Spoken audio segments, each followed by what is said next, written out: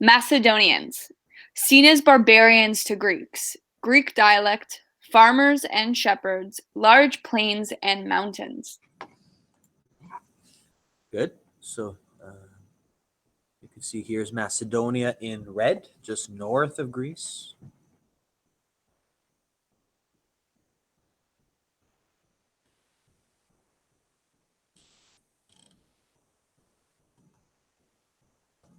Background to Macedonians. Kings relied on support of noble families for power, honorable pastimes, drinking, hunting, and fighting. Wanted to be seen as Greeks, claimed ancestry of Macedon, son of Zeus. Greek is the dominant language. Yeah, just a little bit about the history here. So they share common language, common religion as well.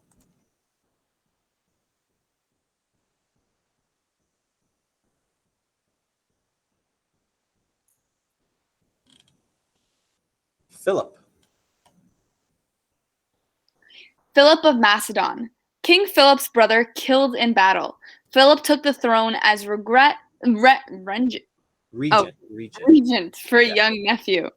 Educated in Thebes at a young age, military power at the time. Lost an eye in battle. Handsome, great memory, heavy drinker, bravery in battle. Yeah, I got cut off a little bit there. Yeah.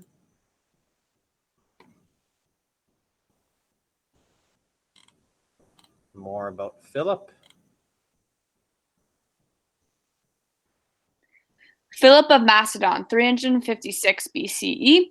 Successful in capturing neighboring Greek city-state, Philip victory at Olympics event racehorsing, silver coins printed in Macedon.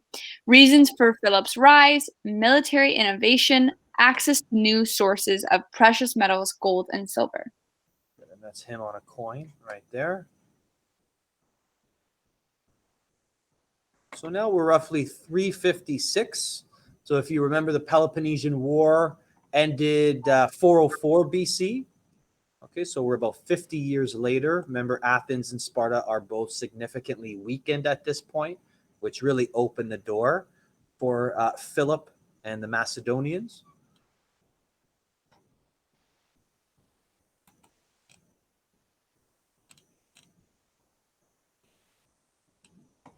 Go ahead.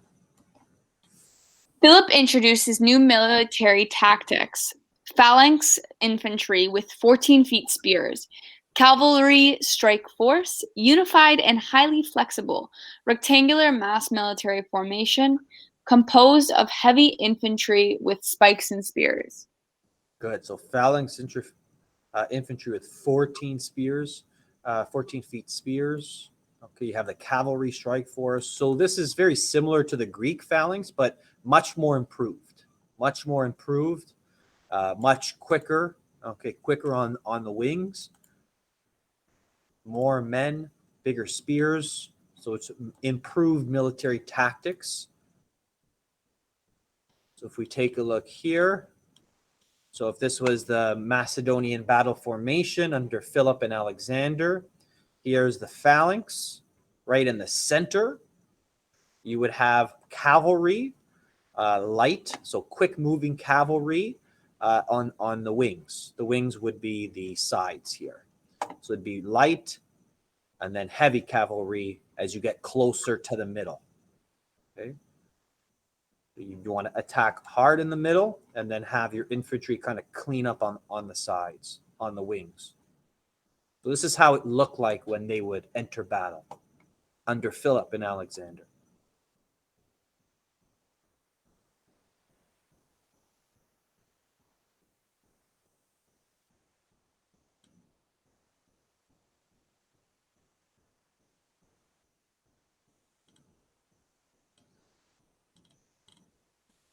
So it all starts in central Greece. So let's see the sequence of events which led to Philip being so successful in Greece. Sarah. Victory in central Greece, 350 BC. Thessaly appointed Philip ruler of their league, increases size of cavalry and infantry, Thessalian army loyal to Philip. Philip will also seize Thrace, Potidea, and Methane. Okay, good. So 350, Thessaly appointed Philip ruler. Okay. Here's Thessaly on the map right here. He increases size of cavalry. Okay. And now he's finally got an army that is loyal to him. Okay. And now he seeks to unify southern Greek. Wow. That is quite the task, Sarah. Bribed Greek politicians and created Macedonian party in all city-states, gained recognition as Greek leader by intervening in dispute between Thebes and Phocis.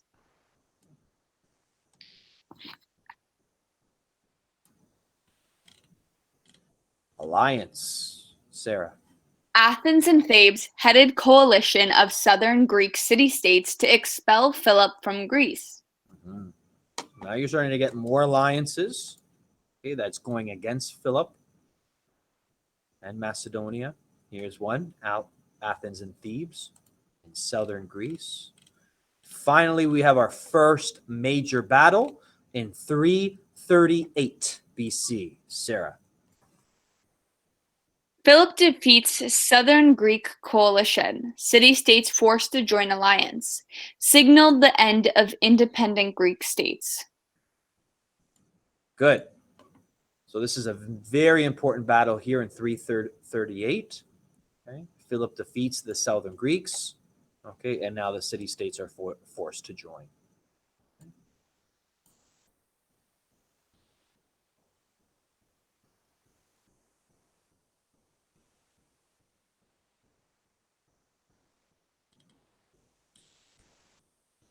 New coalition, League of Corinth. KD, please.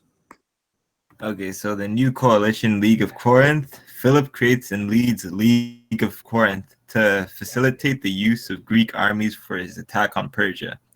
Local leaders collected taxes for imperial treasury. No longer could city-states control foreign policy.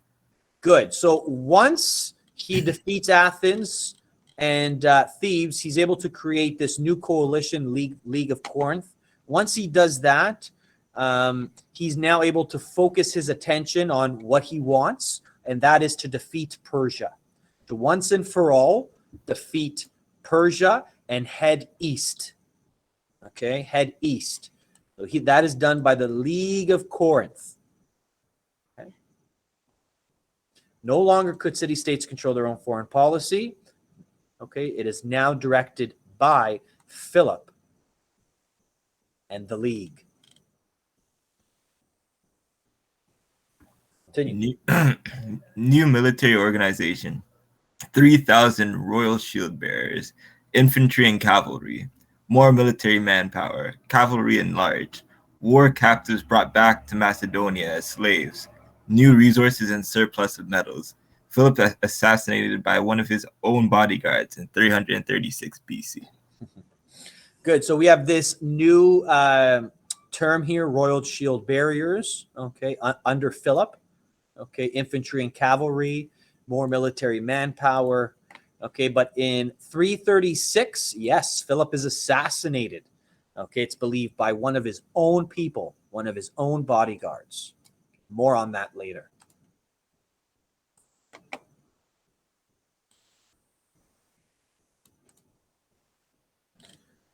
All right, so who comes next, KD? So Alexander the Great, and he was born in July 20th, 356 BC. And so this is a picture of the Alexander's campaign of conquest, and it lasted from 336 to 323 BC. Good. Yep. So from his father's death in 336 all the way to his death in 323. Remember, Alexander died at a very young age, but look how much he was able to conquer. From Greece over here, from Macedonia, all the way to India, all the way over here. Wow, that's That's a long way. Never been done by at this point in history.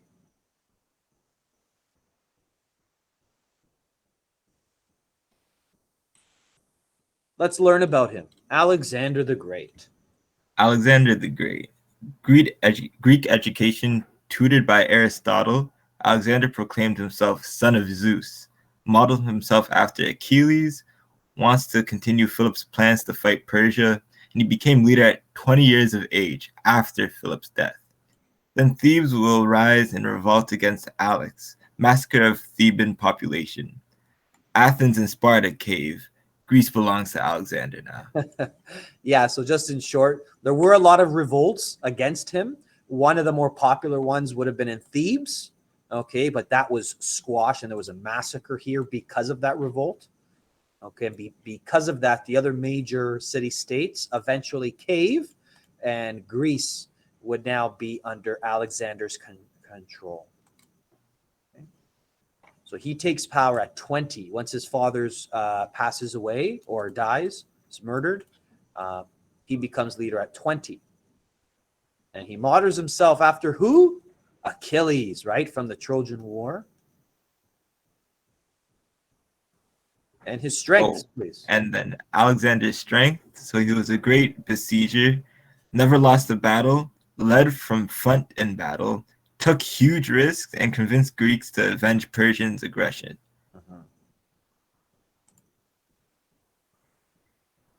So again, this conflict, this Greco-Persian conflict, continues in the 4th century as well. Okay, so here's just there's a lot here, but this is just a rough timeline of Alexander. Okay, do your best, KD, to go through it with some of these terms. Okay, so Alexander's conquest, the timeline of it. So in 334 BC, crossed Hellespont into Persia and defeats Persians, liberates Ionia. In 333 BC, defeated Darius III at Issus, Persians retreat. At 332 BC, he's welcomed into Egypt as liberator. Alexandria becomes center of Egypt. Then the Battle of Gaugamela, 331 BC. It's a huge battle in history, and you have a video of it? Yeah, yes. Okay. 327 BC, Alexander continues to Afghanistan, Pakistan, the Indus River. Then soldiers refused to continue, believed it was the end of the world. Aristotle believed the edge of the world was just beyond the Hindu Kush Mountains. Yeah. Then Alexander forced to return around 120,000 troops, including Iranians and Indians.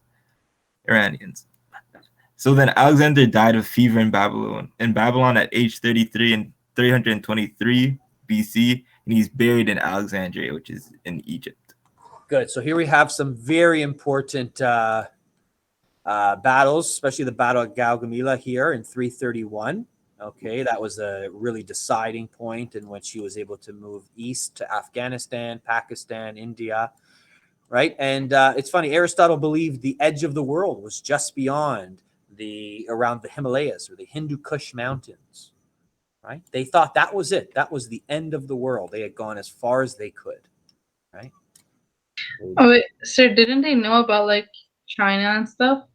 Well, again, at that point, right, they didn't know much about geography. I mean, yes, they heard of it, but in terms of what Aristotle thought, they thought, this was it. They had gotten to their farthest point, which is very interesting.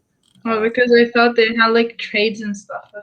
Yes, but in terms of where they were, again, their geography wasn't great. Yes, they knew China existed, but in terms of where it was, they thought when they got to that part of the mountains that there was nothing left. So I have a video here that's going to kind of it's about 10 minutes. That's going to take us through Alexander's conquest. So I have all these dates here that I showed you, but let's kind of put it into a map now. Let's kind of use a map now that'll help us guide us through the ancient world and what Alexander saw.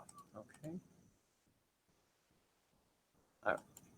So where we left off in the last video, we had Alexander the Great consolidating his power over the Macedonian Empire. And in particular, he puts down a rebellion in Thebes, destroys the city, which makes the other city-states of Greece say, hey, we're not going to mess with this person anymore.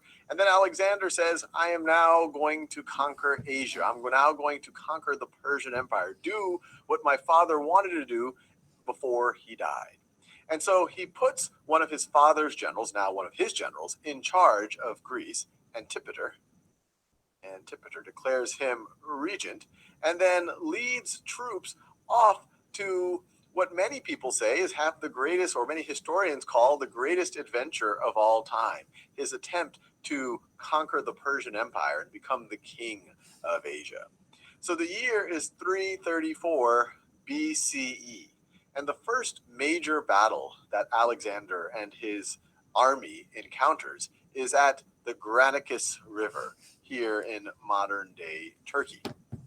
Now, keep in mind that Alexander's force, depending on what time we're looking at, it numbers between 40 and 50,000 troops, a good number of them infantry, some cavalry, and most of the battles that we'll see him fight, especially the next two against the Persian forces, he's hugely outnumbered. But at Granicus, he actually has an advantage in terms of the number of infantry he has. He's slightly outnumbered in terms of cavalry, but he's able to defeat the Persian forces. Now, these Persian forces, they are significant. They're led by the Persian satraps. These are the governors of the territories, I guess you could say, the Persian regions or provinces in this area, in Asia Minor. And he's able to defeat them. But as important as Granicus is, Alexander still has not come directly against Darius III.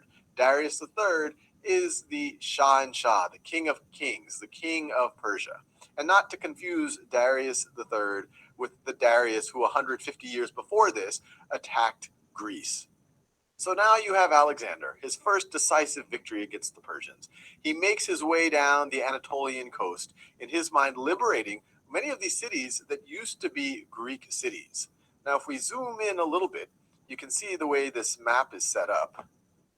Zoom in a little bit, where you see these dotted lines around a city. This means that Alexander's forces sieged the city. They surrounded it. They didn't let anything go in or out until the city surrendered. And so you see this path of Alexander and his forces. We then go into 333 BCE. Outside of the forward movement of Alexander and his troops and their ability to take over all of Asia Minor, modern-day Turkey, in only a matter of a little more than a year, what also happens in 333 BCE, since some of you might have been wondering, well, whatever happens to Sparta?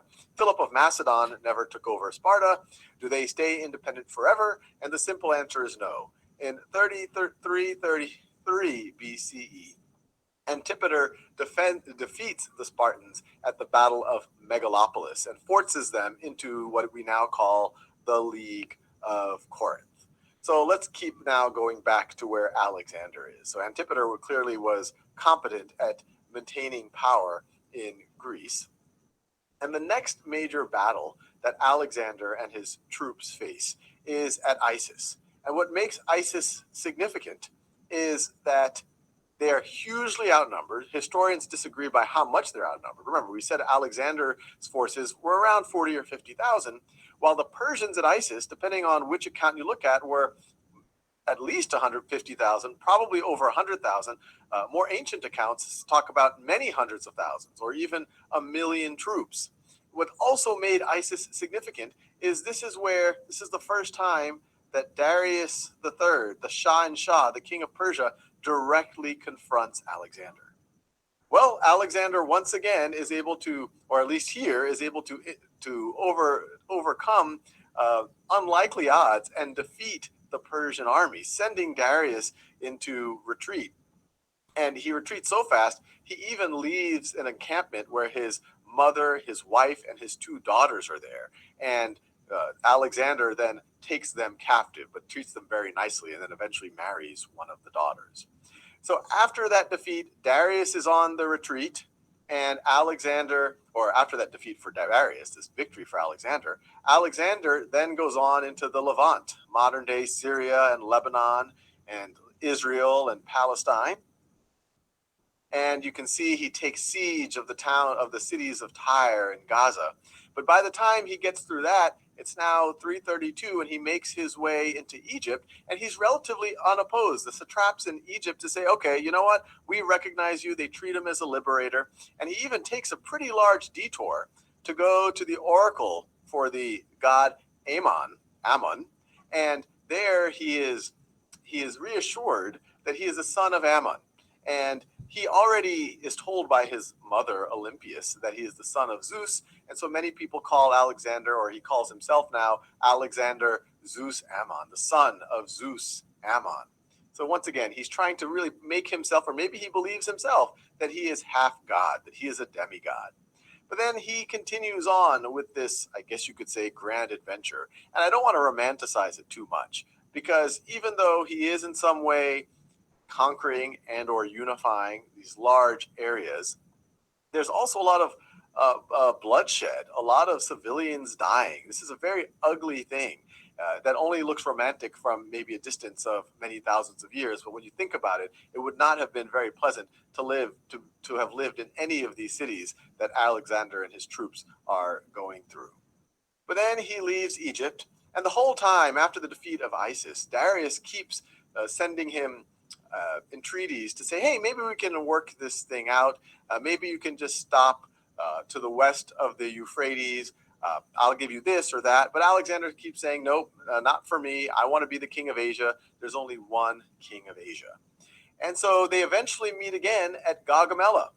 Once again, a very significant battle in history, where once again Darius is there and has a significant force advantage over Alexander, and this time doesn't make the mistake of meeting him in a relatively narrow area where his force advantage won't really be an advantage. But even at Gaugamela, Alexander is able to decisively defeat him, and Darius has to flee over the mountains to Ecbatana. My apologies, because I know I'm probably not pronouncing it perfectly. And Alexander and his forces then go on to capture Babylon and Susa. And Susa was actually one of the capitals of the Achaemenid Empire. So this whole way, they're able to get all of this treasure and start sending it back to Greece. And then we eventually get to, and by this point, having been defeated at Isis and now Gaugamela and being on the run, the Persian Empire is, you could say it's already fallen, or it's definitely falling, but it becomes really official once we get to 330 BCE. 330 BC. And remember, this is less than 5 years since Alexander started, and that's short by any time frame. But they're on foot and on horseback. This is not modern warfare where they have tanks and trucks and planes. And the fact to conquer so much territory, an empire is over 200 years old in this short amount of time of frame is kind of breathtaking. But it's in 330 where the forces go to the Achaemenid capital of Persepolis, the capital for over 200 years. And they sack that town. And not only do they sack that town, they destroy the town. And I'll repeat it again. Alexander the Great, he's romanticized a lot. He's called the Great. But they destroy that town in a way that you would not make your parents proud. Let's just put it that way. But at that point, he is now king of the Persian Empire. Darius is officially on the run. And what Alexander now cares about is continuing this adventure, continuing it east into what we now consider to be Afghanistan, Turkmenistan, Uzbekistan, and modern day Pakistan. He also wants to get Darius. Some would argue he wants to kill him himself. Some would argue that he wants to somehow have Darius declare Alexander as the rightful Shah, king of Asia. And so you can see the path of Alexander and his forces. After they destroy Persepolis, they then go up, they turn northwards, they go through all of these cities up here. Then in 329, they're following the trail of Darius. Darius eventually gets captured and killed by one of his satraps, someone by the name of Bessus. And Bessus, who's one of the satraps of Bactria, kills Darius and declares himself Artaxerxes V. He wants to be the Shah. Well, eventually Alexander catches up with Bessus in 329. He's really angry that Bessus has killed Darius. He's also likely angry that Bessus is claiming that he's the Shah. And so he kills Bessus in fairly brutal form. And there's different accounts of how the killing happened, but all of them are various degrees of brutal. But from there, Alexander's troops continued on eastward into what we now consider to be Afghanistan and Pakistan. And there he has the famous battle with the king of Porus, where he encounters these 200 war elephants. But once again, he's this great military tactician, and he's able to defeat the king. And along this whole way, it's worth mentioning, he sets up all of these towns. He sets up 20 Alexandrias, and near here he even sets up a town named after his horse, Bucephalus, the town of Bucephala. And Alexander is eager to keep conquering. Once he defeats the king of Porus, he says, hey, I want to go conquer the rest of India.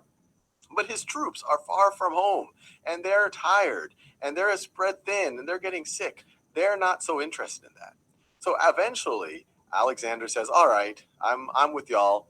Let's go back. And the troops are really, really happy. They make their way back. You can see the path back after and you can see it as they follow the Indus River in Pakistan. And eventually, we get to 323 BCE, and Alexander is back in Babylon. And it's over there in Babylon that Alexander dies at the ripe old age of 32. It's mind-blowing to think about how much happened in the 12 years that he was emperor of the Macedonians, or even the Shah of Persia. He was able to defeat an empire over 200 years old. And what's significant about this is that as he conquered, he encouraged his troops to assimilate. In fact, he was criticized for maybe assimilating a little bit too much. But he dies in Babylon, and it's not clear exactly why he dies. He was a major drinker. Some people say alcohol poisoning. Some people say it was direct poisoning. But needless to say, this was one of the most significant decades in human history, this conquest of Alexander the Great. All right. I hope that helped kind of going through the geography and the timeline and the different cities that he conquered along the way in his 12 years. Wow. So let's go back where we had left off. KD, okay, if we just review here his time in power. Okay, you did a great job reading for us before. I think we had left off here in Gaugamela here in 331. Okay. Are you still with us there, KD? Hello, sir. Yes, you're with us, right? Yes. Oh, hold on. I just was pulling it up somewhere. Just follow my screen. Oh, your screen was just kind of small for me, so I was just following something else. Okay. Well, hold on. You can get someone else to read while I set myself up. Okay, Stefania, please read.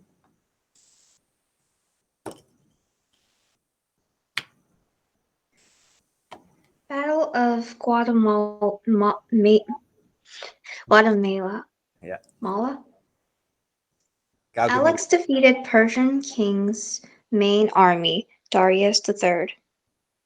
Met Darius, who was back with chariots, elephants, cavalry, and foot soldiers. Alex attacked with hoplites, phalanx, using long pikes. Alex proclaimed himself king of Persia. Very little changed of population of Persian Empire. Alex left local administrative system of empire in place. Even retaliated some Persian governments. Treated royal women with respect. Good. So he even retained Persian governors. Okay. And, Okay, he proclaimed himself king of Persia at that time. But we have an empire divided, and this is very important, right? We have an empire here that is, look how big this empire is, spans right now. Look at that. You have 3 major dynasties that will emerge after his death. Okay, you have the Ptolemaic Egypt, right? The Ptolemies of Cleopatra, right? Which we've talked a lot about. The Ptolemies will be the ones that will be the dynasty in charge of Egypt. Okay. Then you have, oh, that's down here. Yeah. Then you have Seleucid in Asia, Asia Minor and Palestine, and the Antigonid dynasty in Greece and Macedonia. So these are the 3, the Seleucid, Ptolemy, and the Antigonid. Okay, they will divide the empire into 3 after Alexander. So let's start with the Ptolemaic Egypt. Stephanie. Ptolemy. Ptolemy received Egypt to govern. Cleopatra, the 7th death marks end of dynasty. Roman conquest, 30 BCE. So Ptolemaic Egypt spans 305 to 30, right? And ends with Cleopatra and ends with Rome taking over. And yep, the Seleucid Empire until 150. And the Antigonid dynasty. Stephanie. The Antigonid dynasty. Alexander the Great, General Antiochus, tried to control all of Alexander's empire.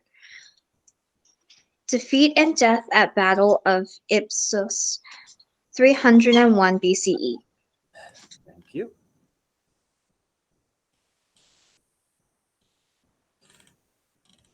Okay, KD, are you ready to go again?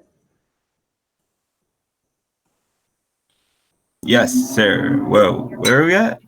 Right here. Reasons why Alexander? Yep. Okay. So, reasons why Alexander is the best military commander of all time. Employed battlefield intelligence at all times. Extremely organized. Wounded 9 times, but always led the charge in battle. Visited wounded men after battle. Would always share in their hardships. Knew when to exploit enemy's weakness. Never beaten on the battlefield. Great politician. Allowed for conquered nobles to run their own affairs. Then his fatal flaw was his massive ego. Obsession for continuous conquest made it very difficult to sustain empire. Good. Yeah, his fatal flaw. Let me put that down right here. Massive ego. Obsession for conquest, right? And expanding the empire. But if we take a look at some of his best qualities, this would be his 8 best qualities. Organized, great politician, never been beaten, knew when to exploit the enemies. Okay, last but not least, the very important slide, the Hellenistic world, the legacy of Alexander. Go ahead. So, legacy, Hellenistic world. Began the Hellenistic age, spread of Greek culture through Mediterranean and Asia. Founded 16 cities along major trading routes. Established Greek-speaking kingdom in Egypt, Syria, and Iran. Thousands of Greeks followed Alexander's conquest and settled new land. Full of the fall of the empire, no plans left as to how the empire should be ruled. Generals break up empire, all would eventually fall to the Romans. Good. That's the problem, right? He did not leave any plans on what was to take place after his death because it happened so sudden, so quick. So it was never discussed who would take over which territories and how the military, how the army, and in terms of politics, how that would all, how everything would be run after his death. That was never discussed. So that is why you are left with kind of a schism, kind of a split in the empire, right? And then it's broken up into 3 different divisions, right? And the rest is history. Okay. So this is the legacy, right? Established Greek-speaking kingdoms in Egypt, Syria, and Iran, and the spread of Greek culture throughout the Mediterranean. Wow.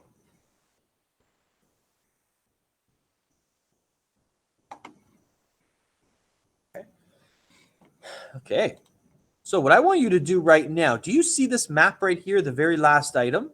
If you click this, it's just a little package here with a map. Okay, you see it's kind of faded, but there's a map. And then if you keep scrolling down, it kind of goes through the invasions of Greece, Persia, just a quick reading. But then it comes to this part right here, the Hellenistic age. What I want you to do for me in a paragraph or so, I want you to write about the legacy. Why do you think the Hellenistic age is so important? Why do we still talk about it? Is it just the spread of Greek culture? Why do you think this age is so important in history? The Hellenistic age, its legacy, what it left behind. Okay. Okay, so that's what I want you to do right now. And maybe one paragraph or so, talk about the Hellenistic age. Talk about why it's important, its legacy. What stands out to you that's maybe the most important of its legacies? Okay, so what does the Hellenistic age mean to you? If somebody were to ask you about the Hellenistic age, what would you tell them about, and why is it important? Okay, so that's what you're going to do for me now. Now you can write this anywhere on a separate Google Doc. Okay, so I want you to tell me all about the Hellenistic world, the Hellenistic age, in one paragraph. Okay. Do you understand what you have to do? Sabrina, Sarah, Edwin, everybody clear? Yes, sir. Yep, very clear. Okay. So let me go back. It's this one right here.